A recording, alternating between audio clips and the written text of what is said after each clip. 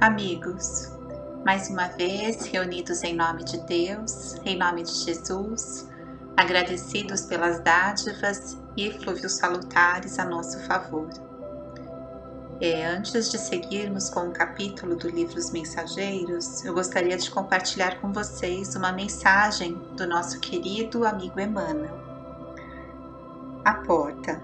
Tornou, pois, Jesus a dizer-lhe: em verdade vos digo que eu sou a porta das ovelhas. Evangelho de João.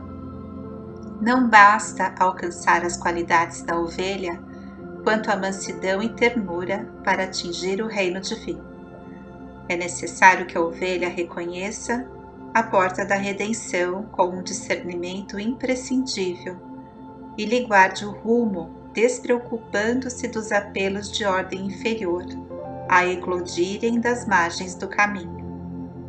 Daí concluirmos que a cordura, para ser vitoriosa, não dispensa cautela na orientação a seguir.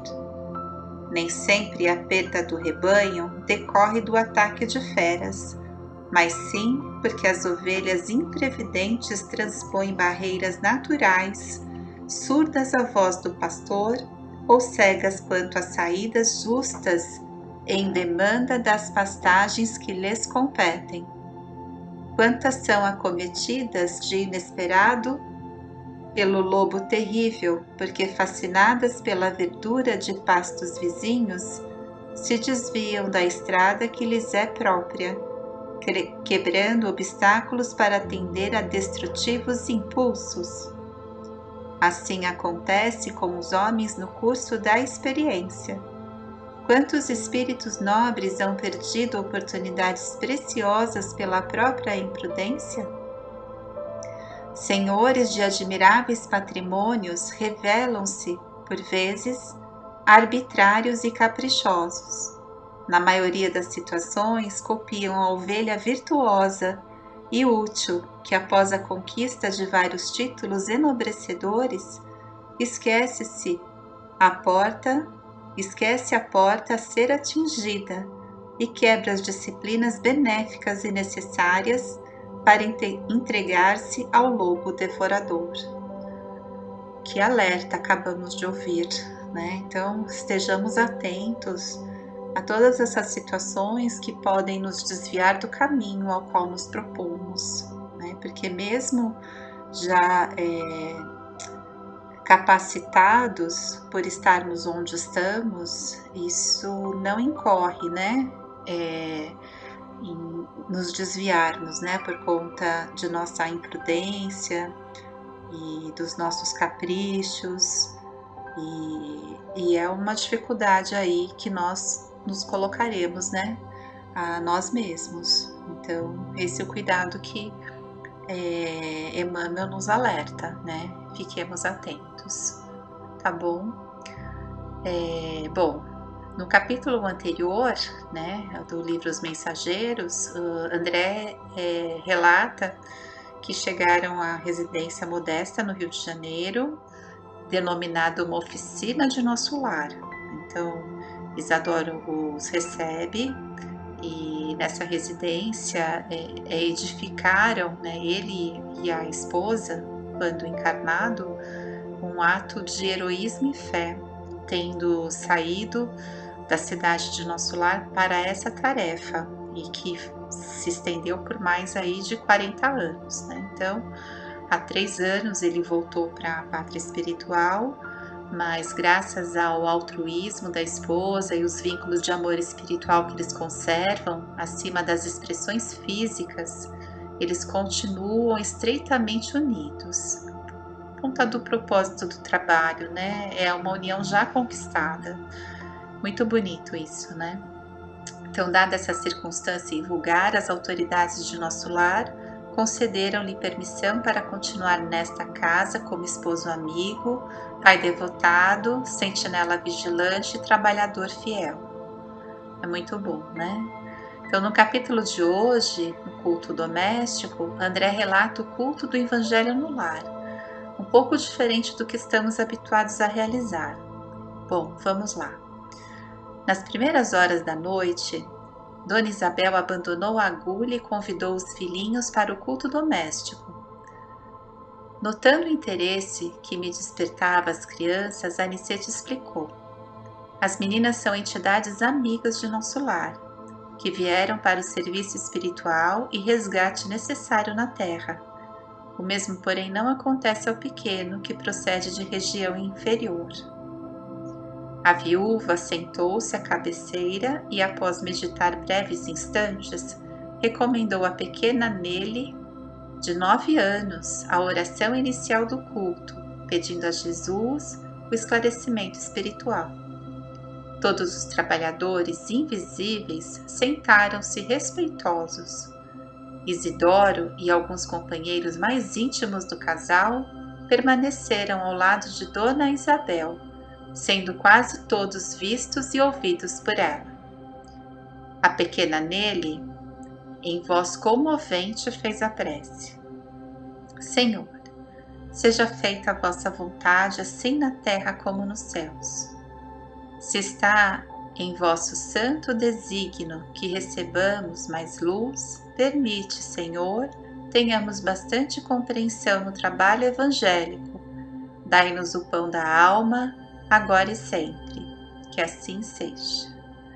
Pelas palavras da Nelly, de 9 anos, nós podemos observar, sim, a condição espiritual, dessa criança, desse espírito. Sigamos. Dona Isabel pediu à filha mais velha lesse uma página instrutiva e consoladora, possivelmente um livro de mensagens. E em seguida, algum fato interessante do noticiário comum. Então aqui eu me refiro à diferença do culto doméstico do que estamos acostumados, Porque não incluímos noticiário comum em nossas leituras, não é mesmo? Então, Joaninha, a primogênita de Isidoro, que revelava muita doçura e afabilidade, parecia impressionada com o noticiário. Tratava-se de uma jovem vítima de suicídio doloroso. Assim que Joaninha terminou, Dona Isabel abriu o Novo Testamento, como se estivesse procedendo ao acaso. Mas em verdade, eu via que Isidoro, do nosso plano, intervinha na operação, ajudando a focalizar o assunto da noite. Então, olha, vimos aqui que não existe o acaso, ou o livro viciado em uma página ou outra, como nós muitas vezes brincamos, a respeito. Ficou clara a intercessão do Espírito em favor da temática da leitura, e sempre o é, sempre o é. E lendo o versículo 31 do Evangelho de Mateus, outra parábola lhe propôs dizendo: o reino dos céus é semelhante ao grão de mostarda que o homem tomou e semeou no seu campo. E aqui vemos a interpretação espiritual do irmão Fábio Aleto, por intermédio de Dona Isabel, Então ele coloca a mão na fronte e ela recebe todas essas informações, como médium, transmitindo aos seus filhos, nesse momento do Evangelho. Então, temos aqui.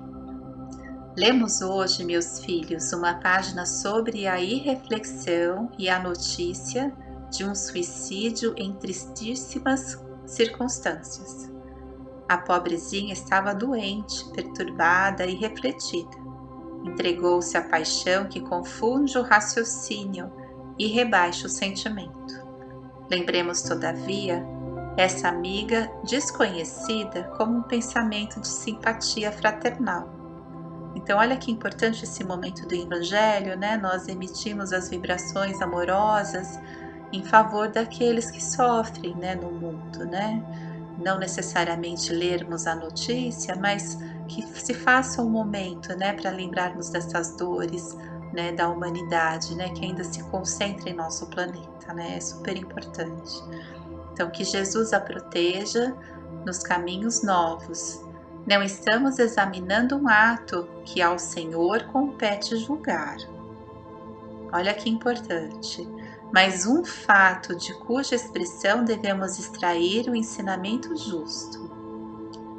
A mensagem evangélica desta noite assevera pela palavra do nosso Divino Mestre aos discípulos: que o reino dos céus é também semelhante ao grão de mostarda, que o homem tomou e semeou no seu coração. Devemos ver nesse passo, meus filhos, a lição das coisas mínimas. Para nós também. Recordemos que o campo do nosso coração está cheio de ervas espinhosas, demorando talvez há muitos séculos em terrível esterilidade.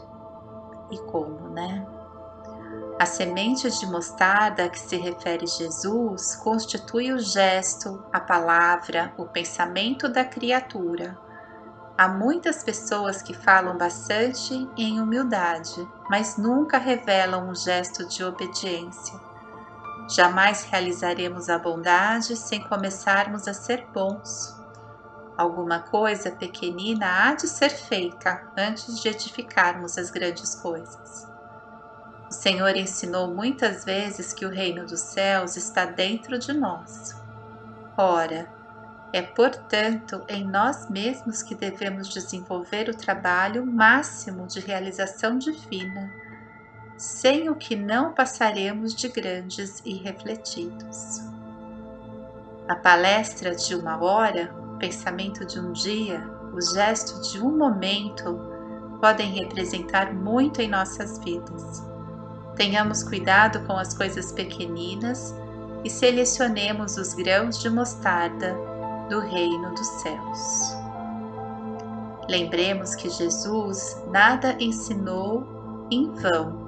Toda vez que pegarmos desses grãos consoante a palavra divina, semeando-os no campo íntimo, receberemos do Senhor todo o auxílio necessário. Conceder-nos-á a chuva das bênçãos, o sol do amor eterno, a vitalidade sublime da esfera superior. Nossa semeadura crescerá e em breve tempo atingiremos elevadas edificações. Aprendamos, meus filhos, a ciência de começar, lembrando a bondade de Jesus a cada instante. O Mestre não nos desampara, segue-nos amorosamente, inspira-nos o coração. Tenhamos, sobretudo, confiança e alegria. E aqui termina a preleção do Evangelho, né? Dona Isabel contempla os filhos e convida-os a conversar um pouco. Mas isso veremos no próximo capítulo. Então, muito elucidativa a preleção do Evangelho, né? Esse convite à semeadura do campo íntimo com as bênçãos de Jesus, né?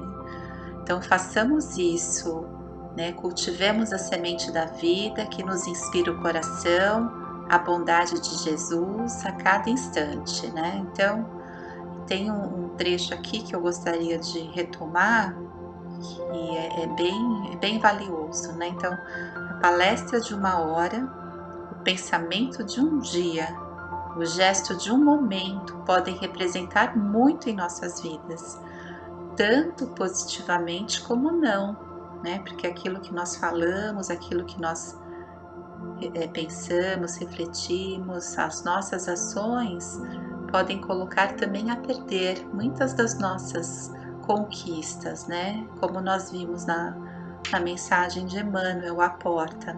Então, tenhamos cuidado com as coisas pequenas que selecionamos, né? E selecionemos os grãos de mostarda do reino dos céus, né? Façamos essa opção de selecionar os grãos de mostarda do reino dos céus, não é?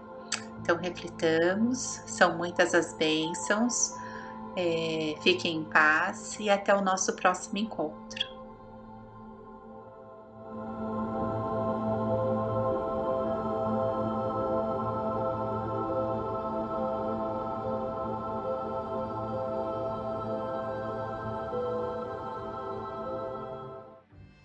Saudações a todos. Vamos começar nossa reflexão buscando no Livro dos Espíritos, no capítulo Vida Espírita, em que Allan Kardec nos fala sobre os espíritos errantes, que seriam justamente todos aqueles que se encontram na erraticidade, aguardando o retorno a uma nova encarnação.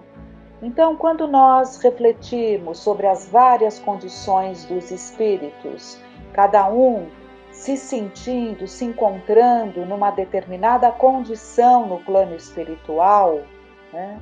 E que condição seria essa? A resultante do que fazemos de nós mesmos durante a nossa trajetória, né?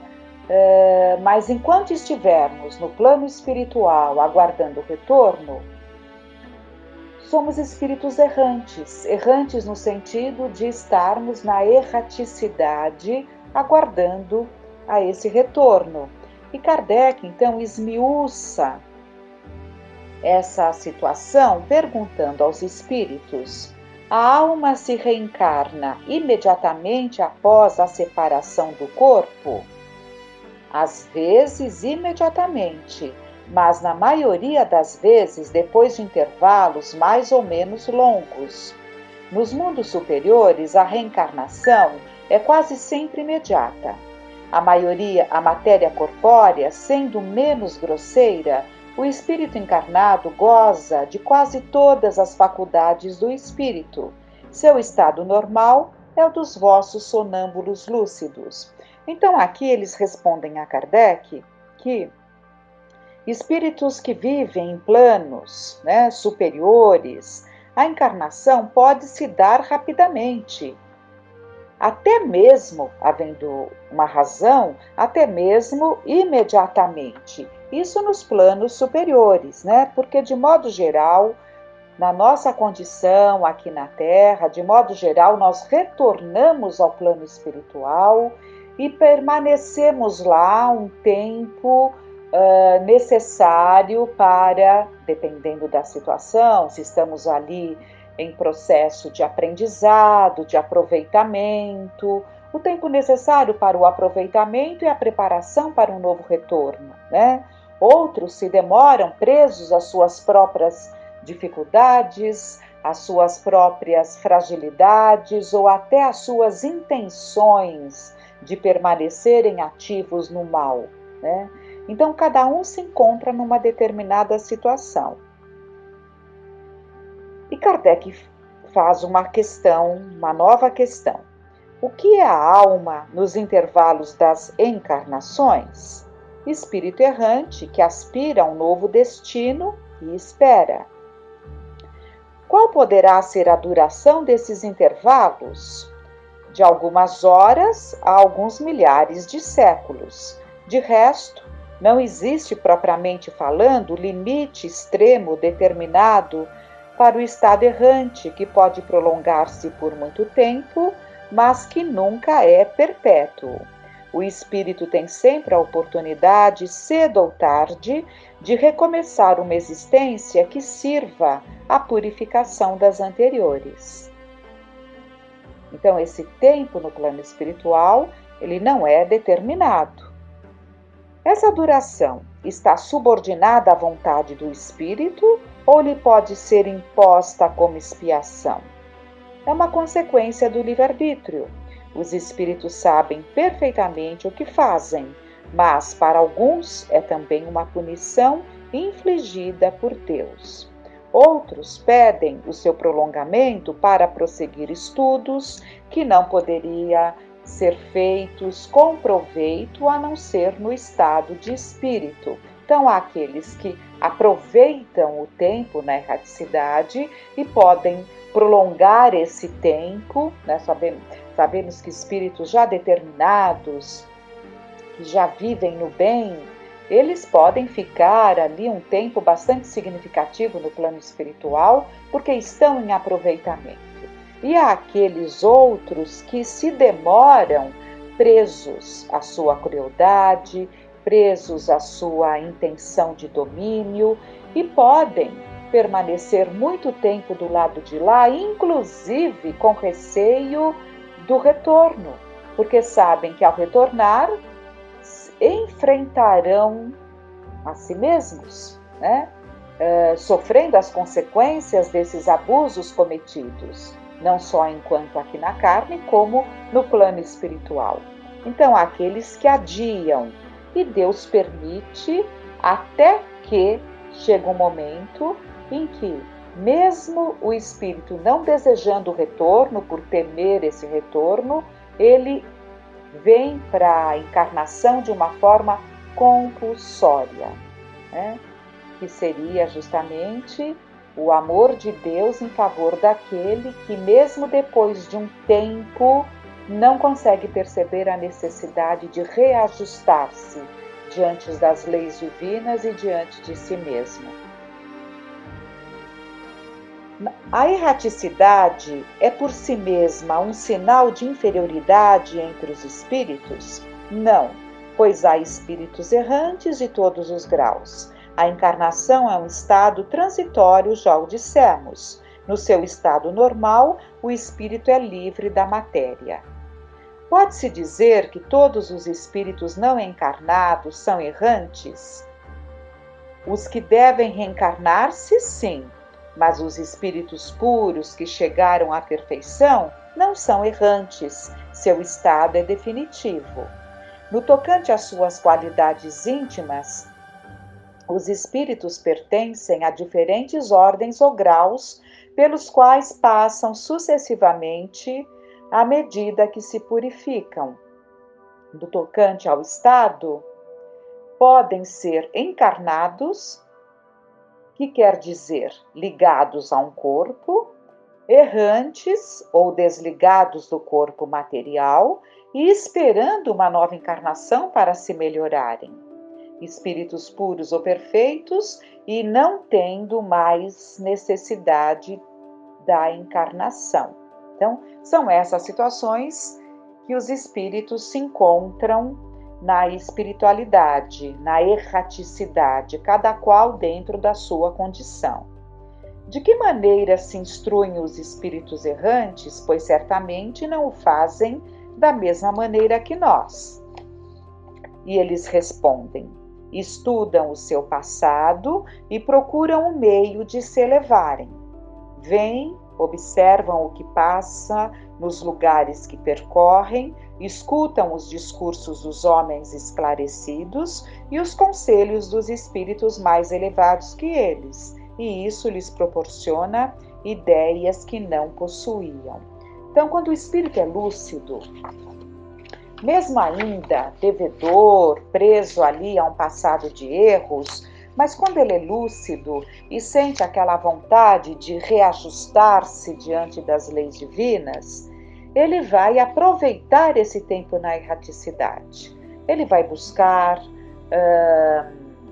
reuniões, ele vai buscar grupos de estudos, ele vai buscar o trabalho efetivo no bem, tudo no sentido de preparar-se para as provas vindouras. Provas essas, muitas vezes pedidas pelos espíritos lúcidos, ao perceberem a necessidade de passarem por determinadas situações, porque é no plano espiritual que o espírito lúcido, estudando o seu passado, percebe quais foram os seus erros, percebe os pontos que ele precisa ser novamente provado, porque o levaram a falhar, e ele se predispõe a tudo isso, e se prepara para tudo isso, e ouve dos espíritos amorosos, dos benfeitores amigos ligados a ele, ouve os conselhos abençoados, das provas mais necessárias, da composição da família,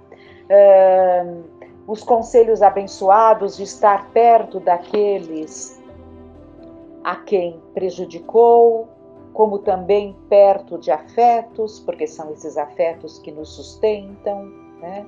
Que nos dão ali a razão para as nossas vidas, para os nossos dias. Então, tudo isso é estudado, é planejado, é idealizado no plano espiritual. Quando estamos aqui, continuamos exercendo o nosso livre-arbítrio. E os erros surgem justamente do mau uso do livre-arbítrio, que muitas vezes nos esquecemos dos nossos bons propósitos e acabamos nos desviando. E teremos que recomeçar, né? É assim. Mas é importante que percebamos a importância da encarnação que foi pedida, que foi idealizada, que foi aguardada, o tempo todo que aguardamos para estar esse grupo novamente juntos, porque os grupos se reencontram dentro da família, dentro de outros grupos em que a vida nos coloca, né? E assim vamos ressarcindo os nossos débitos e aprimorando-nos, né? E nós vemos, então, no livro Ação e Reação, retomando ideias em que quais as razões por que determinados espíritos se encontram num estado mais favorável, outros presos aos lares, presos ali a pessoas, junto das quais insistem em permanecer dentro dessas obsessões, né? Outros buscam regiões umbralinas, regiões trevosas, e é lá que se sentem bem, é lá que está o seu padrão vibratório, né? É lá que é lá que o seu padrão vibratório é compatível, por isso que é atraído para esses ambientes. Então, esses ambientes umbralinos, trevosos no plano espiritual, não entendamos como um local ali, o céu, o inferno, que muitas vezes aprendemos na infância e imaginamos, né, o que julgamos estar acima é céu, o que julgamos estar abaixo seria o inferno. É preciso que entendamos que há determinadas regiões, sim, consideradas umbralinas, consideradas trevosas, em que a própria vegetação é mirrada, em que o sol não consegue penetrar e alcançar, porque a densidade desses ambientes é muito grande, então existe uma névoa muito densa, fazendo desses ambientes um local acinzentado, sem a bênção de um sol que penetre, com aquela vegetação rasteira que mal consegue ali ter vida. Tudo isso por quê?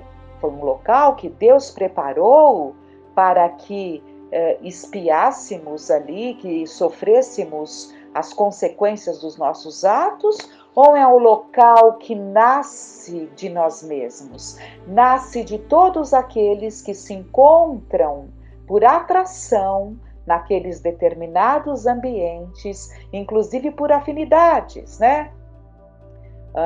Os avarentos presos ali aos seus tesouros e criam essa mentalidade, criam através da sua mente esses ambientes, cada um preso ao próprio ambiente que criou para si mesmo, né? E pela lei das afinidades se atraem, vão criando um espaço, né, que traz essas características, mas não foram características criadas por Deus, são características criadas por aqueles mesmos que se encontram nesse ambiente. As criações mentais de cada um criam um determinado espaço. Então, isso é muito importante que entendamos. E no livro, então, Ação e Reação, que André Luiz escreve para mostrar a lei de causa e efeito, vamos pegar um trecho ainda do primeiro capítulo, como já vimos na palestra anterior. Asseguro-lhes assim que nas zonas infernais propriamente ditas, apenas residem aquelas mentes que, conhecendo as responsabilidades morais que lhes competiam, delas se ausentaram deliberadamente com o louco propósito de ludibriarem o próprio Deus. Então, ele está dizendo aqui que naquelas zonas infernais que André Luiz e Hilário, né, estavam observando da mansão Paz, em que estavam recolhidos para trabalhos, para aprendizado, e pela vidraça eles viam aquele ambiente bastante trevoso, está sendo dito a eles, então, que só está lá, né, aqueles que, conhecendo as responsabilidades, então não são espíritos mais primitivos, porque os erros são normais, né? Nessa escalada evolutiva. São espíritos que, conhecendo as responsabilidades morais, continuam presos, né?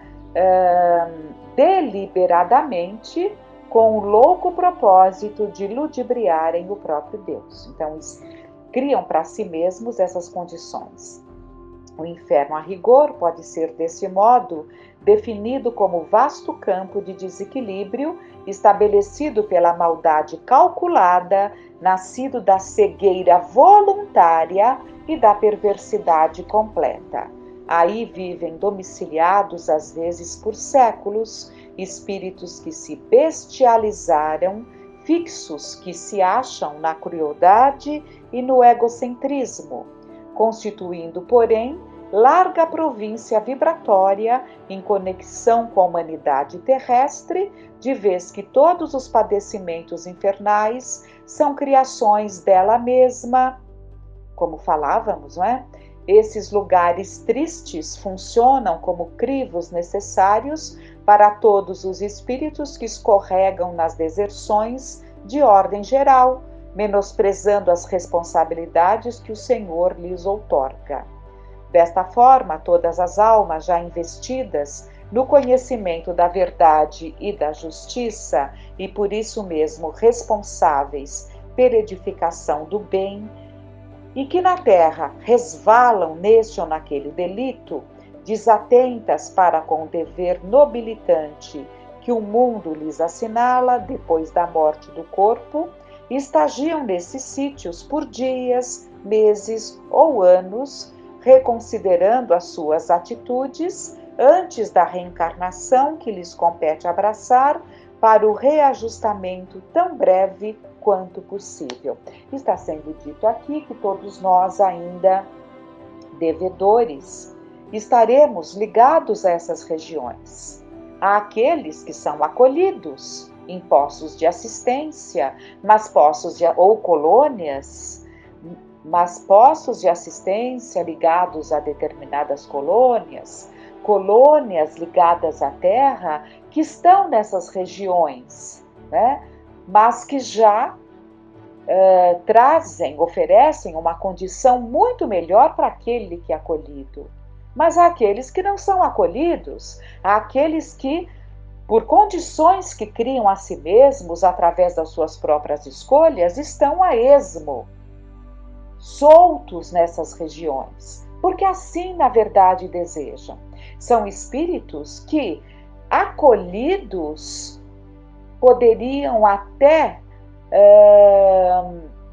agir como feras junto daqueles que se encontram ali hospitalizados, que se encontram em aprendizado, nesses pousos de atendimento.